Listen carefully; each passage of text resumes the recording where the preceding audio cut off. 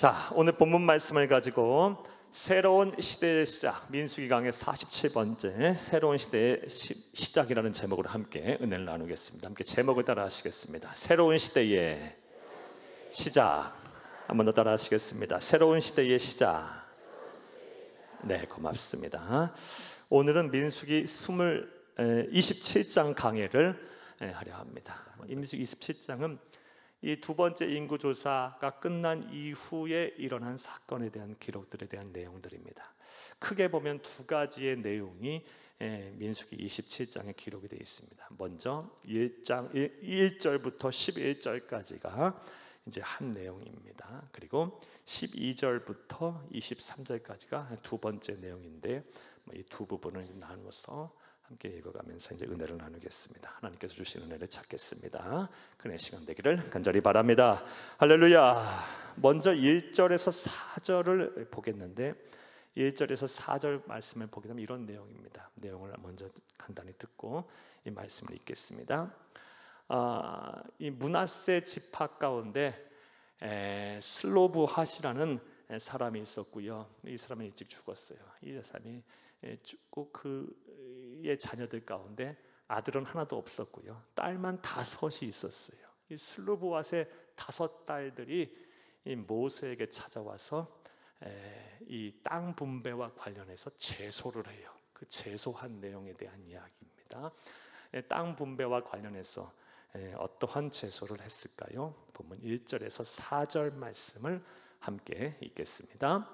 요셉의 아들 므낫세 종족들에게 므낫세의 현손 마길의 증손 길르앗의 손자 헤벨의 아들 슬로브핫의 딸들이 찾아왔으니 그의 딸들의 이름은 말라와 노아와 호글라와 밀가와 디르사라. 딸 5 있는 이 슬로브핫의 딸들이 찾아왔어요. 아버지는 죽고 없고요.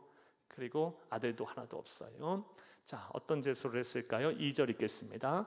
그들이 회막문에서 모세와 제사장 엘르아살과 지휘관들과 온 회중 앞에 서서 이르되 공개적으로 제소를 합니다. 땅 분배와 관련된 이야기입니다. 3절 읽겠습니다. 우리 아버지가 광야에서 죽었으나 여호와를 거슬러 모인 고라의 무리에 들지 아니하고 자기 죄로 죽었고 아들이 없나이다. 4절 어찌하여 아들이 없다고 우리 아버지의 이름이 그의 종족 중에서 삭제되리이까? 우리 아버지의 형제 중에서 우리에게 기업을 주소서. 아멘. 아멘. 여기서 기업은 뭘 말합니까? 상속을 말해. 헤리티지.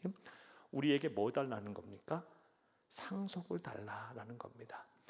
이 시점에서는요, 죄송하지만 딸들에게는 상속의 권리가 없었어요. 아들이 있어야만 상속을 할 수 있었고 그 아들에서 아들로만 상속이 돼 있었어요. 그러다 보니까 이 슬로브핫의 5 딸들, 아버지는 죽고 아들도 하나도 없어요. 우리 5 딸들이 살 길이 막막한 거예요.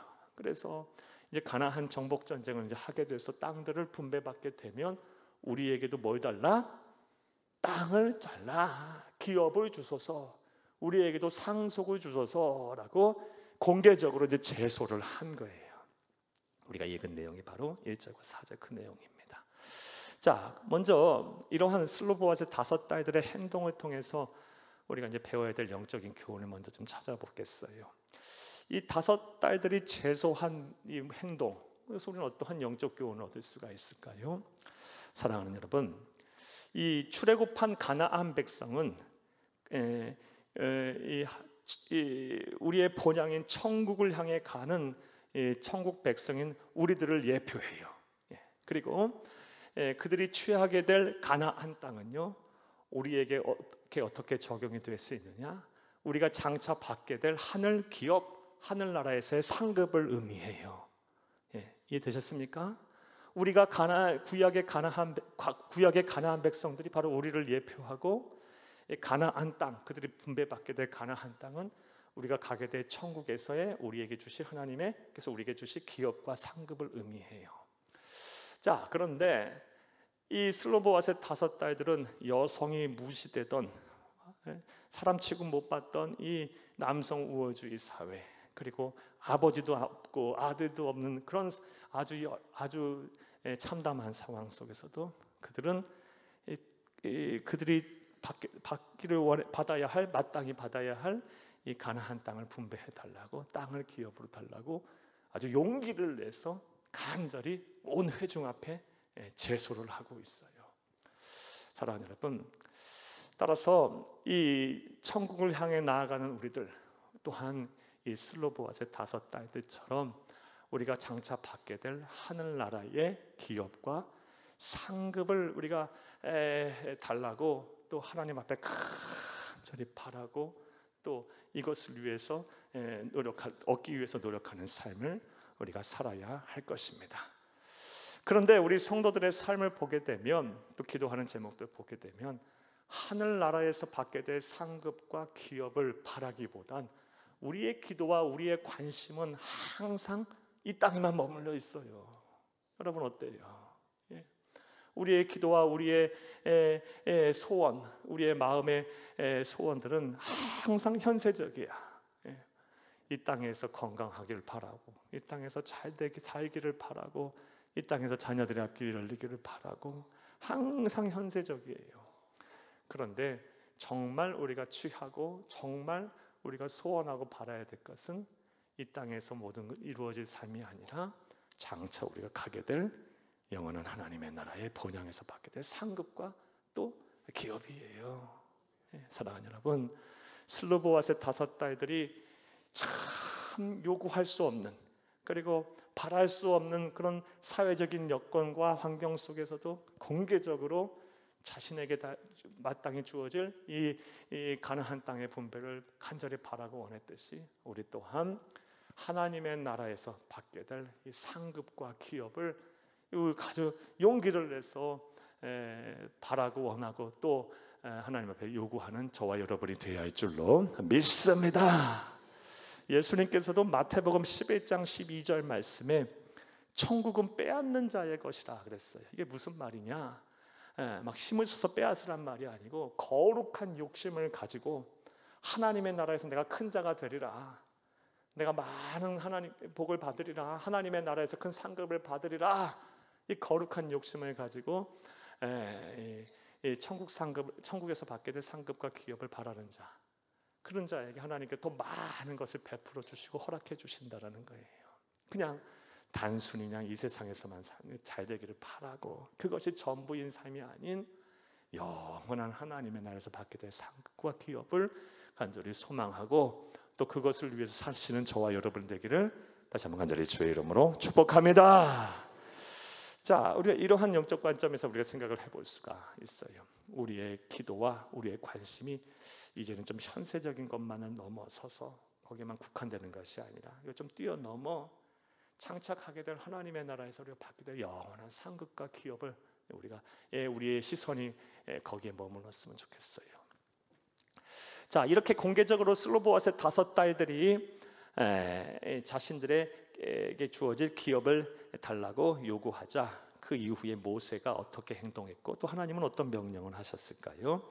자, 이제 5절에서 이제 8절을 함께 읽겠습니다. 5절에서 8절입니다. 모세가 그 사연을 여호와께 아뢰니라. 자, 여기부터까지만 먼저 읽을게요. 모세가 그 사연을 여호와께 아뢰었어요. 슬로보아스의 5 딸들의 상속을 요구했던 그 사연을 누구에게 아뢰었다? 하나님 앞에 아뢰었어요. 모세의 위대한 점은요, 여기 있어요. 섣부르게 결정하고 행동하지 않아요. 사랑하는 여러분, 이 시점에서 모세는요 어떤 존재였을까요?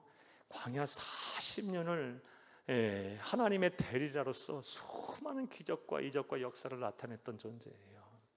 모세 이전에도 없었고 모세 이후에도 없었던 그런 모세는요,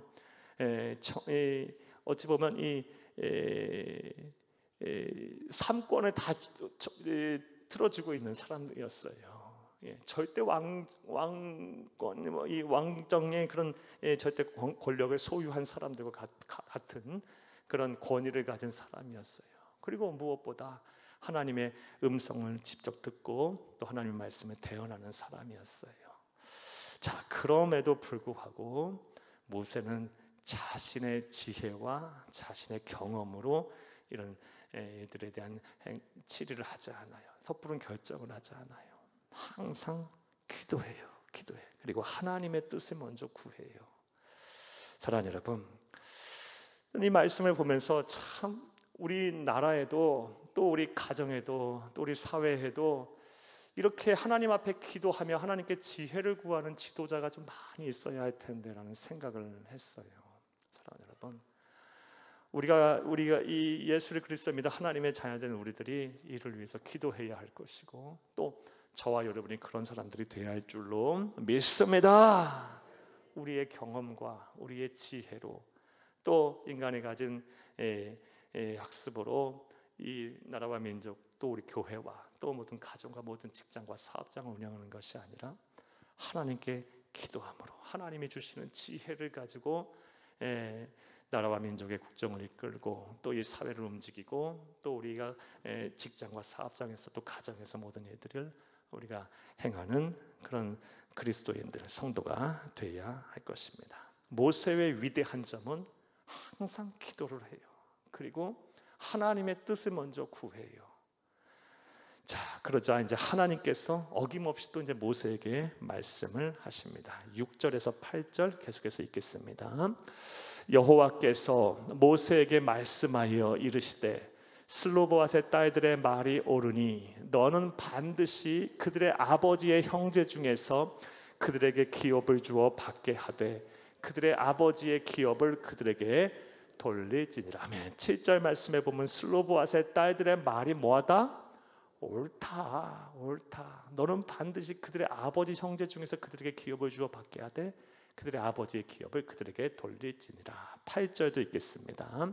너는 이스라엘 자손에게 말하여 이르기를 사람이 죽고 아들이 없으면 그의 기업을 그의 딸에게 돌릴 것이요. 아멘. 슬로보앗의 딸들의 말들이 옳다, 말이 옳다. 아버지도 안 계시고 아들도 없으면 마땅히 딸들에게 돌아가야 되는 것이 맞다. 여자 상속법이 지금으로부터 3,500년 전에 생겼어요, 여러분. 3,500년 전에요. 그런데 이 상속법이 지켜졌을까요? 안 지켜졌을까요? 안타깝게도 이때는 지켜졌는데 이스라엘 역사를 보게 되면요, 세계 역사를 보게 되면 안 지켜졌어요. 그러니까 뭐예요? 하나님은 원래 남녀 평등이세요. 그리고 모든 사람을 다 평등하게 대하세요. 그런데 문제는요, 이 하나님의 말씀을 듣고 그 말씀에 따른다고 하는 사람들이 문제인 거예요. 하나님은 언제나 남자와 여자를 평등하게 생각하시는 분이에요. 이런 말씀, 관련된 말씀 보겠어요. 고린도전서 11장 11절에 12절을 함께 읽겠습니다. 그러나 주 안에는 남자 없이 여자만 있지 않고 여자 없이 남자만 있지 아니하니라. 이는 여자가 남자에게서 난 것 같이 남자로 여자로 말미암아 났음이라. 그리하고 모든 것은 하나님께서 에게서 낳느니라. 아멘. 이것이 바로 그리스도인의 기독 인간관이에요. 모든 것이 어디서부터 출발했다? 하나님께로부터 났고 남자 없이 여자 없고 여자 없이 남자 없다. 남자와 여자는 다 하나님께로부터 동일하게 났다. 이게 기독 인간관이에요. 우리 그리스도인들이 이 세상을 어떻게 봐야 할지, 여러분, 남녀는 평등한 거예요. 우리 자매님들 좀 마음이 좀 편안해지셨어요? 성경 맨날 보게 되면요, 아내들아 남편에게 복종하라 막 이런 말씀만 있고, 그럼 그 시대의 상황에 맞게 해석을 해야 되는 거예요. 고린도 교회를 향해서 그 말씀을 하셨는데, 고린도 교회는 특별하게 뭔 일이 있었냐? 여성들이요 자꾸 이 은사를 받았다고 하면서 자꾸 교회를 소란스럽게 하는 거예요. 가정을 소란스럽게 하고요.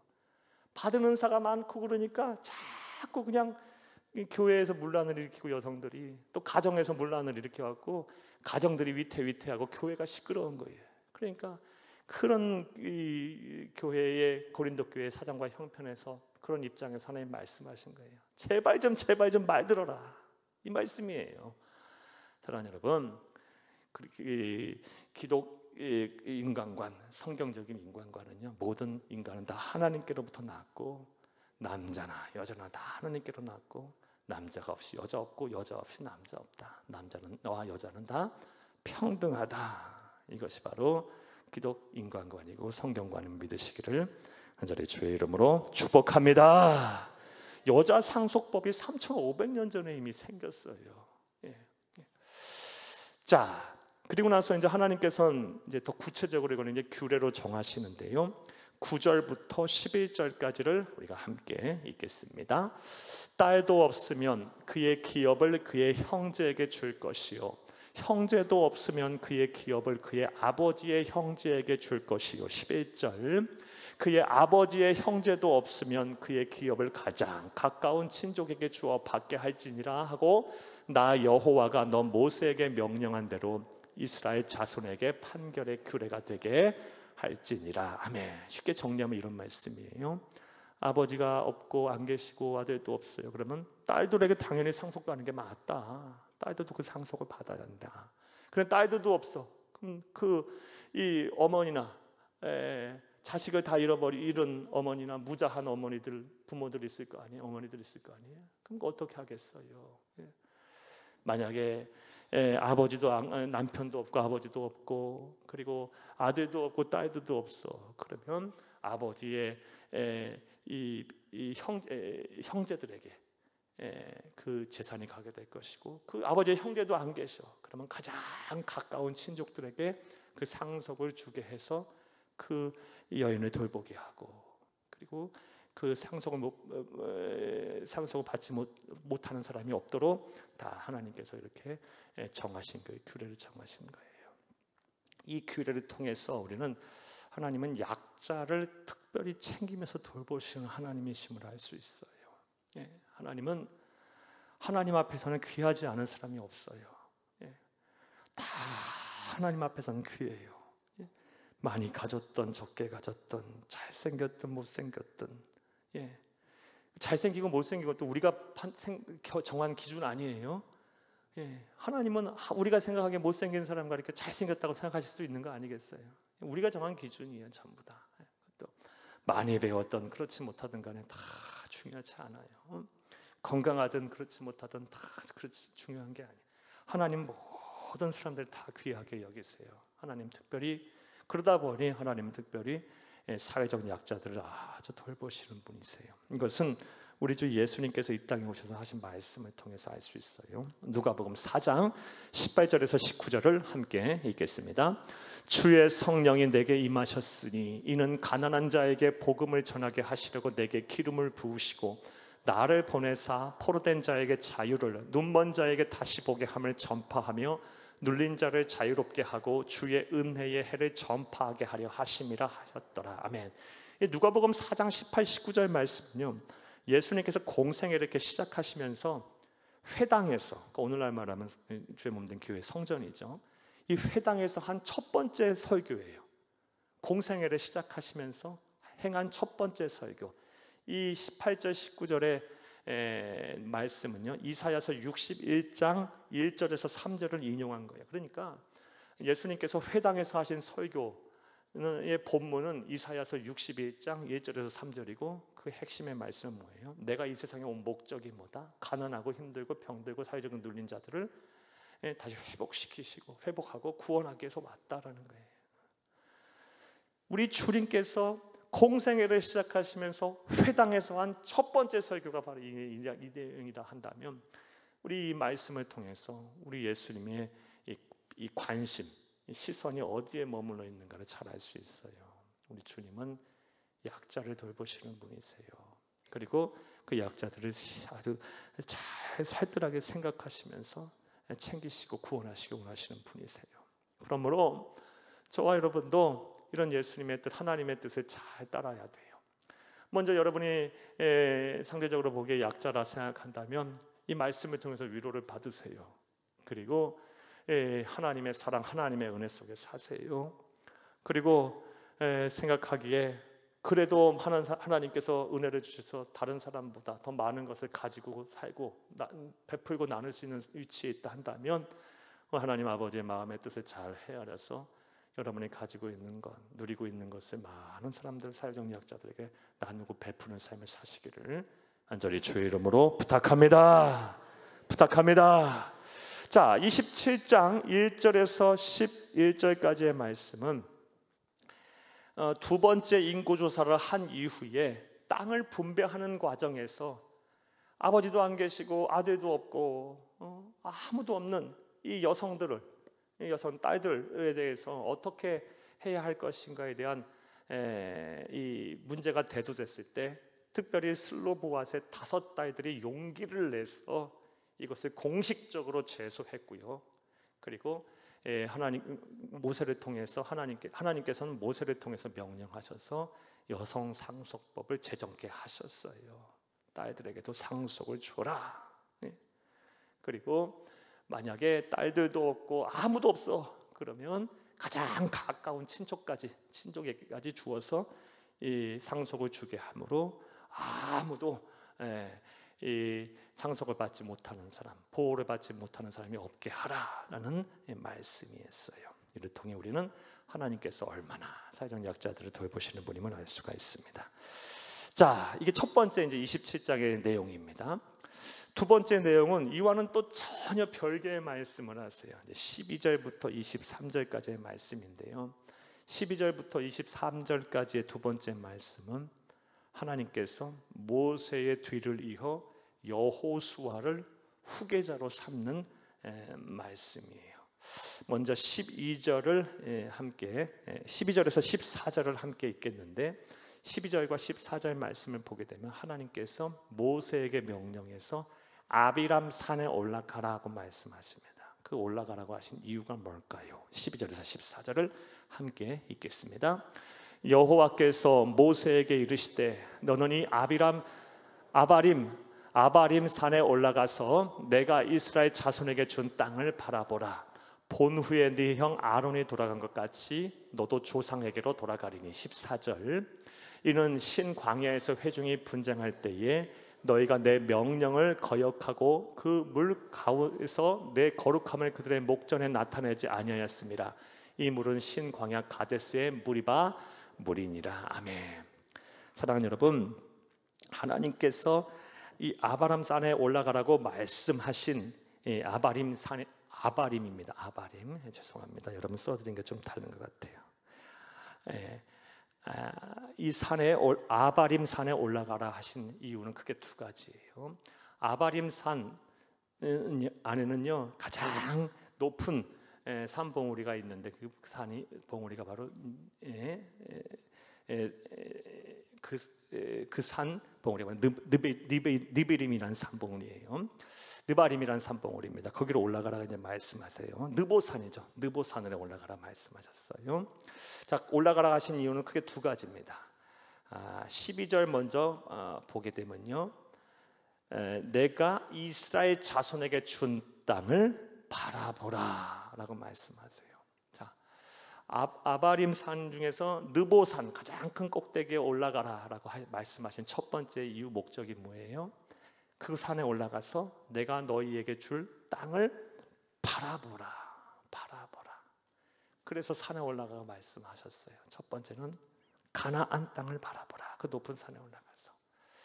사랑하는 여러분, 모세가 그 산 위에 가장 높은 산 꼭대기 느보산 위에 올라가서 그 가나안 땅을 바라봤을 때 어떤 느낌이었을까요?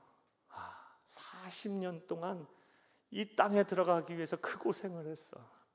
그러니 마지막 때가 다 가까웠어. 그 산을 이제 바라보는 거야. 자, 그 산을 바라볼 때 모세의 마음이 어땠을까요? 여러분 이 마음을 잘 한번 간직하고 계세요. 모세의 입이 돼서.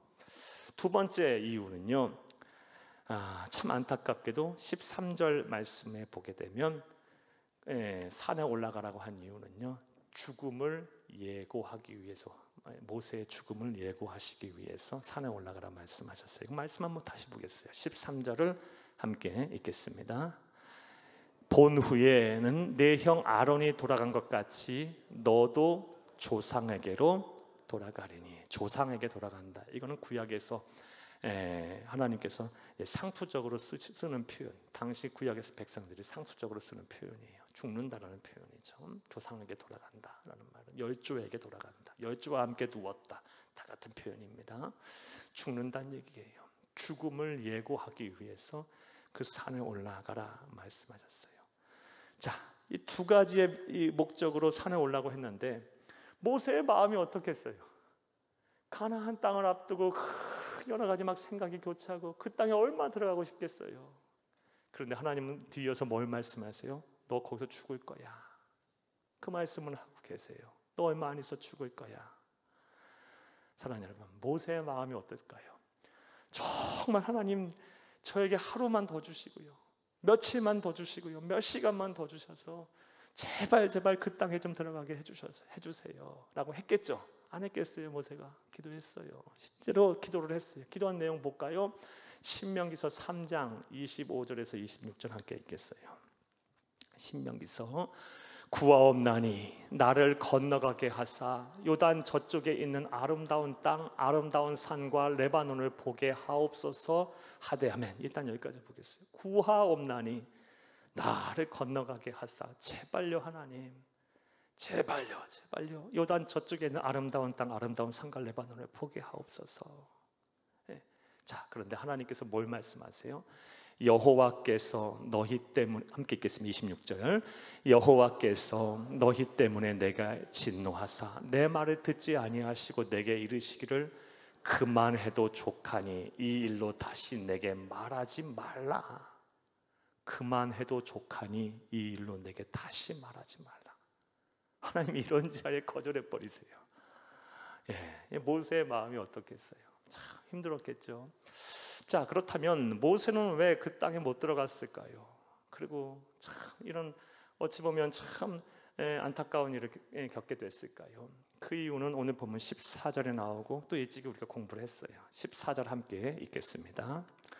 이는 신 광야에서 회중이 분쟁할 때에 너희가 내 명령을 거역하고 그 물가에서 내 거룩함을 그들의 목전에 나타내지 아니하였음이니라. 이 물은 신 광야 가데스의 물이바 물이니라. 아멘. 민수기 20장에 관한 말씀이에요. 민수기 20장 말씀 우리가 이미 봤는데 20장 말씀을 보게 되면 이스라엘 백성들이 광야에서 물이 없으니까 목마르다고 막 하나님과 주의 종 모세를 막 원망했어요. 불평했어요. 그러자 모세가 그 온유함이 그 모든 사람들보다 승하였더라, 최고였더라, 온유함에 관해서는 참 최고였다라고 했더니 그 모세가 그 한 번에 못 참아내요. 거기서 이제 하나님 앞에 큰 죄를 범해요. 하나님께서 이렇게 명령하셨어요. 반석에 지팡이를 한번 확 내리쳐라. 그러면 이 반석에서 물이 샘솟아 오를 것이다. 그 물을 먹게 하라. 이게 하나님께서 주신 명령이었어요. 그런데 민수기서 20장 10절 11절 말씀에 보면 모세가 이런 말을 하면서 하나님의 명령에 불순종해요. 우리가 너희를 위해서 물을 내랴. 우리가 너희를 위해서, 우리는 모세와 아론의 말이에요. 우리가 너희를 위해서 물을 내랴. 그러면서 한 번 반석에 내려치라고 하는데 지팡이를 막 두 번은 땅땅 내려쳐요. 하나님께서는 사랑이신지라 물을 나게 하셨는데 이 안에서는 모세의 이런 말과 행동에는 두 가지의 죄가 있어요. 첫 번째 죄는요, 하나님께 마땅히 가야 할 영광을 자신이 가로챈 죄예요. 사랑하는 여러분, 물을 내게 하시는 분은 누구예요? 하나님이세요. 그런데 우리가 너희를 위해서 물을 내랴? 막 이런 말들을 해요. 그 순간 영적 교만함에 빠졌던 거예요. 하나님이 흉내내게 했던 거예요. 오늘 우리에게도 이제 시사하는 바가 커요. 사랑하는 여러분, 우리 성도들 가운데도 행여 하나님이 흉내내시는 분들이 있을까 걱정이에요. 하나님의 돌보심과 하나님의 능력이 없이 또 난 이 세상 사는데 아무런 문제가 없다. 세상의 불신자들은 다 그렇게 살죠. 하나님 흉내내게 하는 거예요. 진정한 신앙인은요, 내 생명의 주인도 하나님이시고 내 삶의 주인도 하나님이십니다. 내 하루하루의 생명을 연장해 가시는 분도 하나님이시고 내 삶의 모든 대소사를 관장하시고 주관하시고 역사하시는 하나님이십니다. 그의 뜻에 순종하고 그의 뜻대로 살게 노력하고 그의 은혜와 보호심을 늘 바라고 기도하고 원하는 삶을 살아요. 그런데 이런 거 하나도 없이 그냥 내 마음대로 살고 내 뜻대로 살고 내 힘으로 살겠다, 이거 하나님이 흉내내는 거예요. 이런 사람들이 많이 계시고 걱정이에요. 여러분 모두가 다 하나님 흉내 내는 그런 죄를 범하지 않는, 또 하나님께 마땅히 가야 영광을 여러분이 취하시는 여러분이 없기를, 영적 교만함에 빠져 사는 분 없기를 간절히 주의 이름으로 축복합니다. 첫 번째 죄는 그 죄였고요. 두 번째 죄는 분명 하나님께서는 한 번 내려쳐라 그러면 바로 물이 터질 것이라 그랬는데, 그냥 혈기로 그 순간 참지 못하고 막 두 번에 막 내리쳐요. 말씀의 불순종이에요. 하나님이 흉내내기, 마땅히 가야 할 영광을 자신이 가로챈 것, 그리고 또 하나 영적 검에 빠져 두 번째로 불순종한 것. 이 죄로 인해서 하나님께서 모세도 그러고요, 아론에게도 말씀하셨어요. 너희 둘 안 돼. 너희 둘도 안 돼. 너희 둘도 가나안 땅 못 들어가. 그거로 인해서 아론이 일찍이 먼저 죽었고요. 그리고 오늘 이 본문에서 모세가 그 일을 지금 이렇게 당하고 있는 거예요. 하나님이요, 한 번만 용서 더 하셔서 제발 그 요단강을 건너가서 그 땅에 들어가서 그 아름다운 그 땅들을 바라보고 레바논의 그 나무들을 보게 하소서.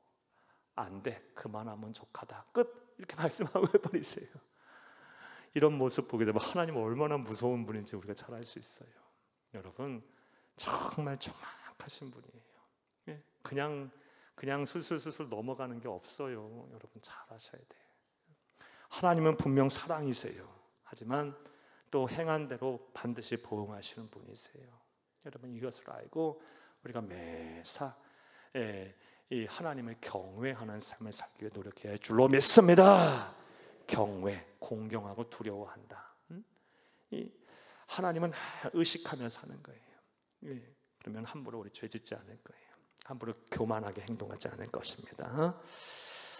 자, 산하에 올라가라 하신 목적은 첫 번째 그 땅을 바라보게 하셨고, 두 번째는 죽음을 예고하기 위해서요. 그리고 그렇게 땅을 가고 싶었지만 그 땅에 못 들어간 이유는 무리바에서 그런 죄를 저질렀기 때문에 그랬어요. 자, 그런데 우리는 이제 모세의 행동에 주목을 해야죠.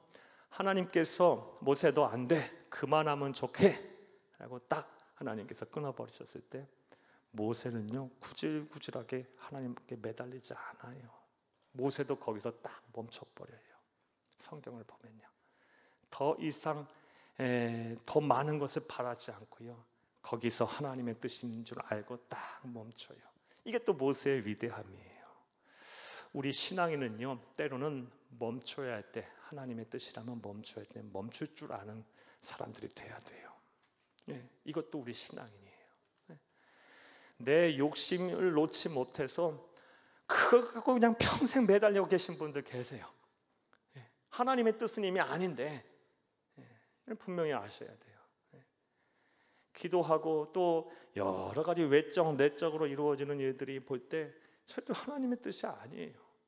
또 수많은 이 하나님의 말씀에 비추어 볼 때, 또 그리고 성령께서 역사하시고 또 성숙한 그리스도인 죄종들이 또 권면하고 또 이야기할 때 분명 하나님의 뜻이 아닌데 그 욕심 내려놓아야 되는데 그 내려놓지 못하고 멈추지 못하고 계속해서 그것에 사로잡혀 계신 성도님들이 종종 계십니다. 사랑하는 여러분, 하나님의 뜻이라면 멈춰야 할 때는 멈출 줄도 알아야 돼요. 모세는 그것이 돼요. 모세만큼 가나안 땅에 들어가고 싶은 사람이 어디 있어요? 그런데 안 된다고 하니까 거기서 끝이에요. 딱 멈춰버려요. 그리고 나서 모세는 그 다음을 준비해요. 모세 이후에 어떻게 이 이스라엘 출애굽한 백성들이 어떻게 살 것인가, 그 다음을 바로 준비해요. 그 다음 이제 다음을 준비하기 위해서 그가 행한 일들이 뭐냐, 바로 후계자를 세우는 거예요. 자, 이제 15절에서 그 내용이 이제 23절까지의 말씀입니다. 15절에서 23절을 읽겠습니다. 읽어가면서 보겠습니다. 모세가 여호와께 여짜와 이르되, 여호와 모든 육체의 생명의 하나님이시여, 원하건대 한 사람을 이 회중 위에 세워서 그로 그들 앞에 출입하며 그들을 인도하여 출입하게 하사 여호와의 회중이 목자 없는 양과 같이 되지 않게 하옵소서. 아멘. 여기까지만 먼저 보겠어요. 한 사람을 세우셔서, 그리고 그래서 이 회중이, 이스라엘 백성이, 하나님의 백성이, 출애굽한 이 백성들이 목자 없는 양과 같이 되지 않게 하옵소서. 이 기도의 안에는요, 자신보다 이 공동체를 생각하는 이 지도자의 참된 모습을 보게 돼요. 이 말씀 보면서 앞서 말씀드린 대로 우리 나라와 민족에 대한 기도가 막 절로 나와요. 우리나라의 여러 지도자들, 정치인들, 수많은 사람들, 소층에 있는 사람들 가운데 자신의 안위를, 공동체 안위보다 자신의 안위를 생각 먼저 앞세우는 사람들은 얼마나 많은지 몰라요. 국회의원들만 봐도 어떻게 하면 다음 총선에 공천을 받을까가 관심사지, 뭐 여야를 떠나서 그런 사람이 많지 않은 것 같아요. 나라와 민족을 위해서 정말 헌신하려고 하는 사람들이 많지 않은 것 같아요. 물론 그런 생각이 아예 없지는 않겠죠. 아예 없다면 정치에 나서지는 않았겠죠. 하지만 그 안에는요, 공동체를 생각한다기보다, 나라와 민족을 걱정하고 생각하기보다는 자신의 안위를 생각하는 마음이 더 큰 것 같아요. 하는 예들을 보면요, 우리 그리스도인들이 나라와 민족을 날마다 기도하면서 특별히 이 자신의 안위보다 나라 민족을 더 사랑하고 이를 위해서 더 헌신하는 사람들이 많아지도록 우리가 특별히 중보하며 기도해야 할 줄로 믿습니다. 이거는 뭐 정치뿐만 아니라 뭐 사회 전반에 다 걸쳐서 마찬가지예요. 자, 그렇게 해서 이제 하나님께서는 모세의 기도를 들으시고 모세의 후계자를 세우는데, 이제 그 사람이 바로 여호수아입니다. 여호수아가 모세의 후계자가 된 여러 가지 이유가 있는데요, 결정적인 자격이 이제 18절에 나옵니다. 18절을 함께 보겠습니다. 여호와께서 모세에게 이르시되 눈의 아들 여호수아는 그 안에 영이 머무는 자니 너는 데려다가 그에게 안수하고 하매. 여호수아를 모세의 후계자로 세워서, 그리고 새로운 시대, 축복의 세대인 출애굽 2세대와 더불어서 가나안 정복 전쟁을 완수하게 하신 그 이유가 뭡니까? 여호수아는 어떤 사람이었다는 겁니까? 그 안에 영이 머무는 자였다는 거예요. 성령의 사람이었던 거예요. 성령의 사람. 하나님이 쓰시는 신앙 공동체 안에서의 하나님이 쓰시는 사람의 선명한 기준이 뭐다? 성령의 사람을 쓰시는 거예요. 하나님은요. 여러분, 조금 못 배우고 조금 부족해도 하나님은 성령의 사람을 쓰세요. 이게 지금 꼭 기억해야 돼요. 주의 몸된 교회가 그러하고요. 그리고 이 신앙 공동체, 예수의 이름으로 모인 이 신앙 공동체, 여러분의 가정도 그럴 거고 이 사회도 그렇고요.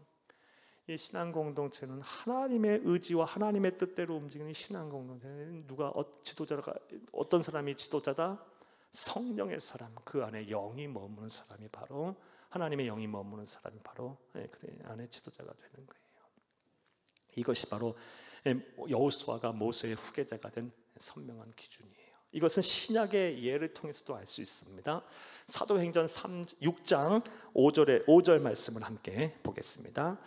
온 무리가 이 말을 기뻐하여 믿음과 성령이 충만한 사람 스데반과 또 빌립과 브루고로와 니가노르와 디몬과 바메나와 유대교에 입교했던 안디옥 사람 디골라를 택하여. 아멘. 5절 말씀에 보게 되면 믿음과 성령이 충만한 사람 7명의 집사를 세우라 하는 말씀이에요. 사도행전 6장 말씀은 이런 배경에서 나온 말이에요. 이 말씀은 모든 교회, 모든 초대교회의 모교회라고 할 수 있는 예루살렘 교회가 큰 위기에 빠졌어요. 이 예루살렘 교회는 당시 이 사도행전 6장 시점에서의 예루살렘의 교회는 아주 건강한 교회였었어요. 일단 사도들에 의해서 이 말씀으로 잘 무장이 된 교회였고요. 성령의 역사와 기적이 많이 일어났던 교회예요. 외적으로 로마와 그리고 유대 율법주의자들의 아주 매서운 박해와 핍박을 견뎌냈던 교회였어요. 그리고 이 예루살렘 교회를 통해서 세계 선교가 막 이제 장이 막 열려 있었어요. 그런데 그런 건강한 교회가 이제 내적인 분열로 인해서 교회가 두쪽나게 생겼어요. 내적인 분열은 어떤 이유에서 일어나게 됐냐? 당시에는 이 여러 전쟁과 또 여러 일들로 인해서 남성들의 기대 수명이 대체로 오래 못 살았어요. 1세기 남성, 로마 시대 남성의 기대 수명은 40살이 못 돼요. 그러다 보니 이 교회 안에 누가 많아요? 홀로 되신 분들, 과부들이 많았어요.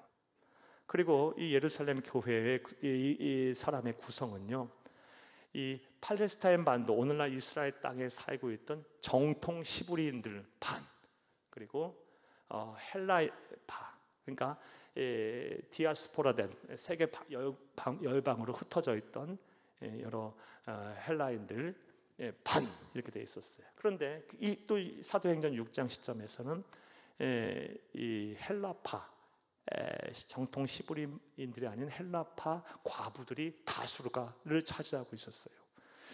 그런데 이 과부들의 삶이 대체로 어렵지 않아요. 이 구제를 하는 데 있어서 이 히브리파 과부들에게는 많은 몫이 돌아가고, 다수를 차지하고 있는 헬라파 과부들에게는 적은 몫이 돌아가는 거예요. 그러니까 어떻게 되겠어요?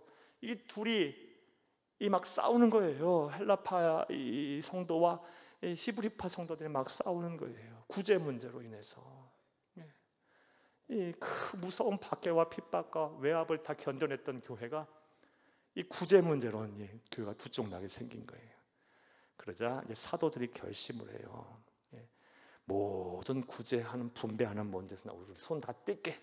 그리고 성령 충만한 7명의 집사를 세워서 이 일을 하게 하고 우리는 기도와 말씀 사역에 전념하겠다. 그랬더니 그 말을 듣고 기뻐하였더라, 이 말씀이에요. 여러분, 하나님께서 주의 몸된 교회를 위해서 사람을 세우실 때 그 기준이 뭐였어요? 성령 충만한 사람. 신약에서도 그렇죠. 여호수아도 그 안에 영이 거하는 사람이었어요. 사랑하는 여러분, 이처럼 주의 몸된 교회를 비롯해서 믿음으로 모인 신앙 공동체는요, 반드시 성령의 사람을 하나님께서 세우세요. 나라와 민족도, 온 나라와 민족이 하나님을 경외하여 이 성령의 사람이 세워진다면 우리나라 우리 민족이 얼마나 좋을까요? 얼마나 이 전 세계에 하나님의 복음을 전하며 하나님의 뜻에 따라 움직이는 그런 거룩한 나라가 될까요? 참, 이런 생각해 보면 빨리 이 할라에서부터 백두까지 하나님의 나라, 하나님의 그리스도의 계절이 와야 되겠어요.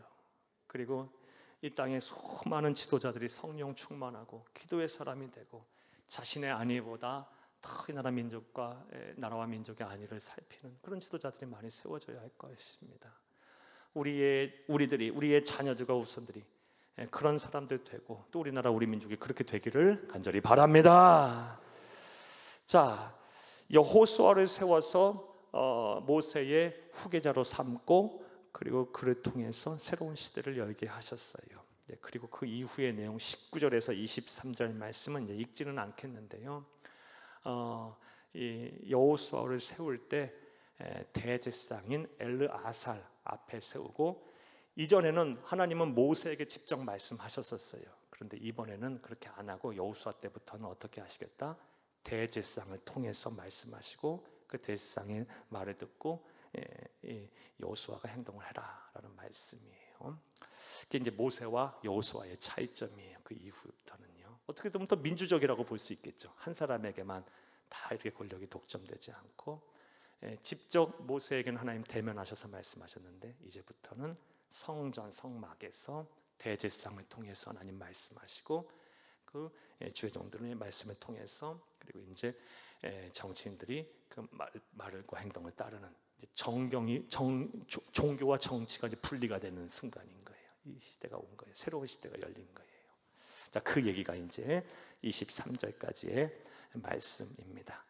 자, 하나 더 말씀드리고 이제 말씀 맺겠어요. 18절 말씀, 하나님께서 모세를 통해서 여호수아를 세운 이 장면을 보게 되면, 하나님께서 사람을 세우실 때, 교회와 같은 신앙 공동체에 사람을 세우실 때 어떠한 과정을 통해서 세워가시는지 알 수 있어요.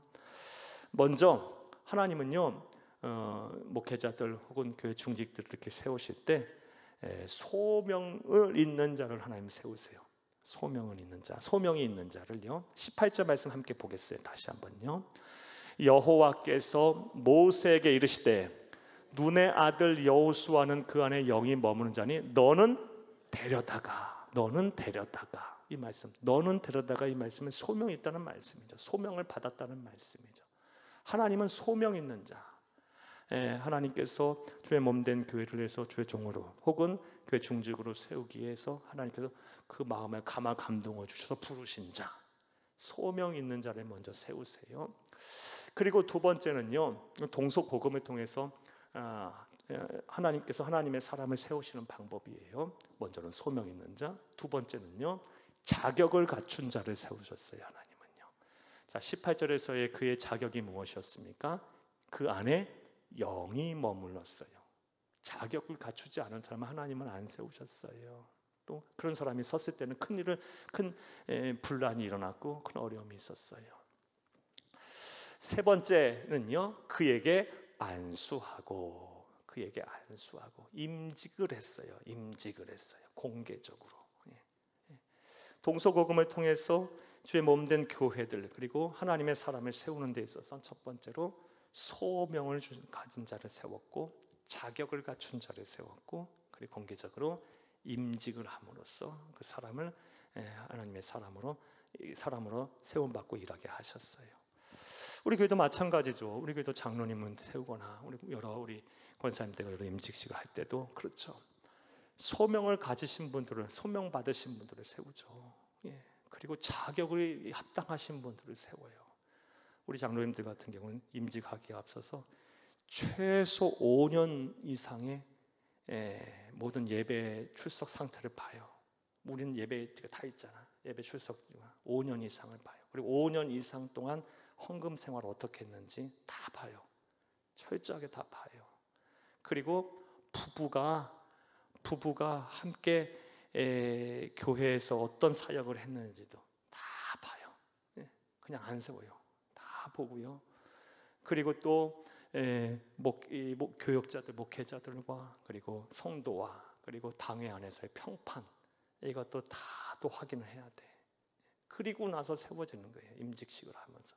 그 다음에 여러 가지 면접과 그리고 모든 지방의 교육과 우리 교회 교육을 통과한 자가 사무총회를 통해서 마지막 투표를 받고 그리고 선출이 돼서 교회 장로님들로 이렇게 또 중직으로 임직이 되는 거예요. 그냥 되지 않아요. 그냥 밀실에서 그냥 담임 목사 마음대로 이렇게 해갖고 장로님 되세요. 아니요. 말도 안 되는 얘기예요.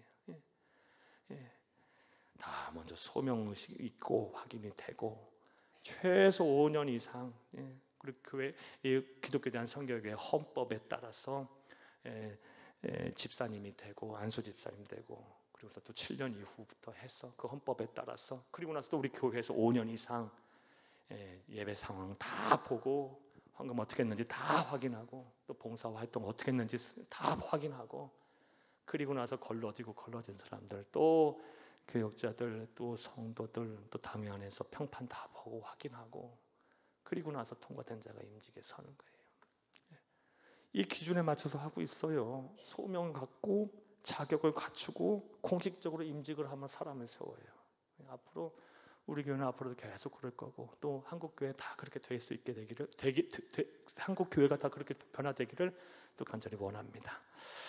자, 이제 말씀을 맺겠습니다. 사랑하는 여러분, 오늘 민수기 27장 말씀 크게 두 가지의 내용을 담고 있어요. 하나는 3500년 전에 이미 여성 상속법을 하나님은 제정하심으로, 그리고 약자들을 돌보시는 이 말씀이었고, 그 다음에 12절부터 23절까지 두 번째 내용은 하나님께서 모세의 뒤를 이어서 여호수아를 세우심으로 제2세대를 통해서 가나안 정복 전쟁을 완성케 하셨어요.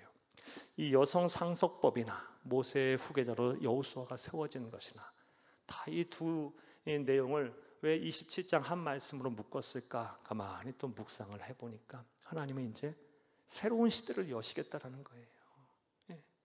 옛 세대들은 온전히 다 출애굽 옛 세대들은 다 이미 다 모세를 마지막으로 다 사라졌어요. 그리고 이제 정말 새로운 시대를 열어가시겠다라는 거예요. 이 말씀을 들으면서 이런 생각들이 들어요. 저와 여러분이 어찌 보면 하나님의 은혜로 세움을 받고 또 이렇게 함께 모여서 신앙생활하는 믿음의 공동체를 이루고 있는데, 하나님은 저와 여러분을 통해서 새로운 시대를 열어가기를 간절히 바라요. 여러분의 가정이 그렇게 되고 또 여러분의 자녀들과 후손들이 그렇게 되고 또 우리 교회가 그 일을 온전히 감당할 수 있기를 간절히 주의 이름으로 축복합니다. 축복합니다.